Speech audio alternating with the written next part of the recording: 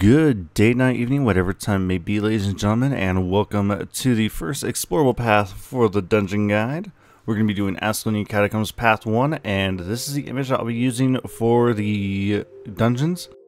Depending on which one we're doing, we'll have the one lit up. So, other than that, let's jump into it. This path is fairly easy to do. I will have a map halfway through to show you guys how you're supposed to do a certain area. But first and foremost, you're going to talk to this guy, and then you're going to run immediately to the right and kill this graveling breeder here. The gravelings are going to be the main enemy in these, in at least the Ascalonian Catacombs explorable paths. They can be a little bit annoying at times, but other than that, they're fairly easy to take care of, so we're just going to take care of this guy.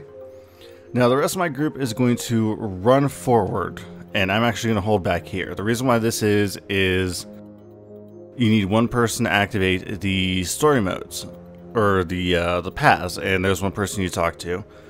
And everyone else wants to run to where the next boss is to spawn her. So I'm going to talk to this person, and I'm actually going to hold off on my selection until after I run down these stairs. Now, the reason why that is there's a graveling burrow that spawns just at the bottom of these stairs. So if you wait to choose your selection until after you run past this hole in the wall, it will never spawn. So there I chose my selection, and you see where Saelac is right here. This is the normal stacking spot. You just want to stay around right here and wait for everybody to get grouped up. Now we're going to face a bunch of spiders, but we're also going to have these gargoyle heads over there that we're going to want to take down. There's two right there, and then there's two on the walls just opposite of each other.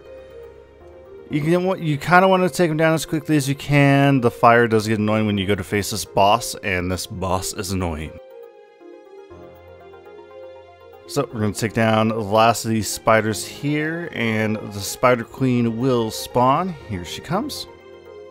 Now, there's going to be a lot of ads here. If you got Epidemic, that's amazing. Just bounces off the boss and kill the ads fairly quickly. She loves spraying her web and just immobilizing people. But if you got a decent group, you'll take her down in no time. So next we have these graveling breeders coming down this way. The usual stack spot's about right here. And the reason why you want to stack is the graveling stalker here likes to burrow underground and pop up. And if he hits, for every person he hits, he gains invulnerability, which is a real pain in the butt to deal with. So if you see him go underground, you'll see a red ring appear for his AoE. You just want to dodge backwards to avoid it. Next we have this room. After you kill them all, you're going to have the red rings for the traps. There's a chain right there, and as soon as you pull it, it deactivates all the traps in that hallway, so you just need one person to reach the end and you're good. We're going to run this way to avoid the possibility of a troll spawn, because the troll spawns right at near that area. Now, Kohler here, he has two stack spots. He's got this stack spot and on the other side of the pillar just to the left. Take your pick, it really doesn't matter. Both spots do exactly the same thing. You just want to have someone pull him. Now, he will summon some ghosts from time to time to come and help him. It's not too hard of a fight as long as you get in the stack spots. If you try to face him normally, he has a couple devastating attacks. He likes to jump and leap at your enemy, at you. And then he'll channel his inner Legend of Zelda, and he'll spin like Link does, and he'll shoot the venom wire thing. I can't remember what the skill's called, but if it hits you, it automatically pulls you to him, and then he just spins for a couple seconds, and it deals a lot of damage. All right, so with right here. The quickest, easiest way to get down this area is to actually jump on these statues and run down, because you only get hit by one set of flames instead of both. And here is your map. So the way that this room works is one person is going to hit the center, and protect hodgins. You do not want to run behind the table that hodgins is on, or else the gravelings will go to him. So this is going to be graveling burrow number 1. Then I'm going to go for graveling burrow number 2, and then I'm going to go for the yellow 3. So you're going to have two groups of 2, and you're going to split off while one person protects hodgins. We just kind of group up and have everybody go on the same one, unfortunately. But this is, the map is usually how your groups want to do it. Is you're going to go 1, 2, and then 3. So everybody died, and if you look down at my mini-map, the 2 swords that are up right now, that's the yellow 2. So we've taken down all the red ones, and now the yellow 3 is up. So that kind of shows you where the graveling burrows are supposed to spawn, and which ones spawn the next one. Right from here, Hodges is going to open up this door, and there is a flaming scepter just at the top, inside of a coffin. I'm going to grab it just to show you guys where it is. It's fairly straightforward right here,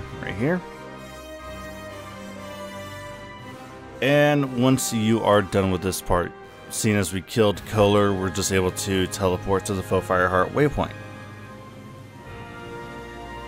Now, the next room is a little bit tricky, not really. You're going to run over here. You can generally just avoid these gravelings. You don't have to kill them. You just jump up this corner and run away. They really don't like to chase you. But this room here, you want to run to your left. See that hole in the wall? You take a left right here. You always want to do that. If you continue straight forward, you summon a bunch of red oozes. And if Hodgins is taking a while to get to you, he will get attacked by them, and they can kill him. Unfortunately, some of my group members this time are going to run through that room and summon them, but we're just going to ignore them for right now. So now you have 5 scepter pieces scattered throughout this area. So we grabbed 1 at the beginning right there. Here's number 2. I forgot you couldn't pick them up in your Death Shroud form, so I gotta drop it. If you have stability, you are God mode here. So if you have a character like a Guardian or something that has a lot of stability, you want to run here. The reason why is because this can happen a lot. The gravelings just love bouncing up underneath you and killing you. Usually you want to have one person stay with Hodgins while the other 4 go for the scepter pieces. But again, this run hasn't proven to be very how it should be.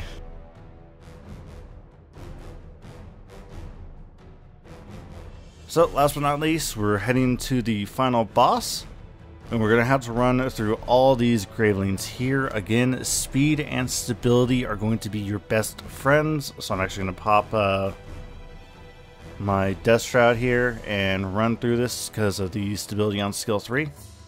As you see, there's a lot of gravelings here. You can dodge to evade, but you only have so many dodges within a set amount of time, so stability is better. But as soon as you get outside these doors, you just want to run down this hallway a little bit. It gets you away from the gravelings that were in there. Just watch out, there are some graveling groups that like to come up these other little hallways on the sides. So 4 of us got through, 1 of us didn't, so we're going to wait for them to get through. Here they come. And there's another group of gravelings right there. We're just going to dodge roll through them. If they don't hit you, they're not going to follow you, so that's a good thing about their AI. But if one does hit you, there is this little hole in the wall right here. If you run all the way up it, you pretty much de-aggro everything. And your group can get out of combat just in case somebody died and they can give it another shot. Now, the boss is fairly easy. It is the Howling King. You don't want to fight him right here. You want to wait until he goes to the other corner of the room. As you can see, I'll tell my party to hold for a second.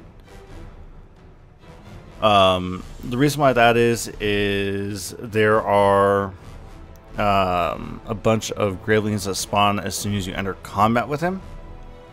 And this makes it to where it takes more time for them to get to you. And here's his laser. that's probably going to be his most devastating attack. It's fairly easy to see when he's going to do it. If he pulls his head all the way back and then lunges forward, he's going to do the attack like right there. And it just gives a massive amount of confusion. Not too bad. But that was Ascalonian Catacombs Path 1. Hopefully you guys enjoyed that. Next comes the Ghost Eater, which is a lot more of a pain. I hate Ghost Eater. Everybody hates Ghost Eater. But yeah, we'll see you guys in 2. I want to thank everybody up on screen right now for helping me out. But other than that, it's really nothing. Hopefully you guys like the new intro picture. I kind of like it. I'm using it as the thumbnails as well. And if tell me what you guys thought about the Ascalonian story mode that me and Kruger did down below. That would give me an idea if I should do it for Ccythe's Manor as well, because I'll be getting the recordings for that dungeon very soon. Other than that, we'll see you guys in the next video. Do take care.